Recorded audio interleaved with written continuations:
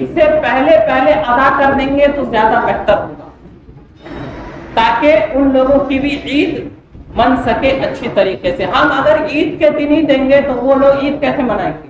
تو رمضان میں ہی دے دیں گے تو زیادہ بہتر رہے گا، تاکہ جیسے ہم ابھی سے عید کی تیاری کر رہے ہیں وہ لوگ بھی عید کی تیاری کر سکے، اچھے کپڑے لے سکے، بچوں کو پہنا سکے، کھانے پینے کا انتظام کر سکے۔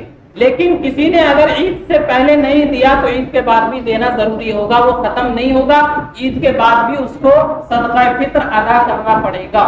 تو اس لیے عید سے پہلے دے دیں گے تو زیادہ فائدہ ہو جائے گا۔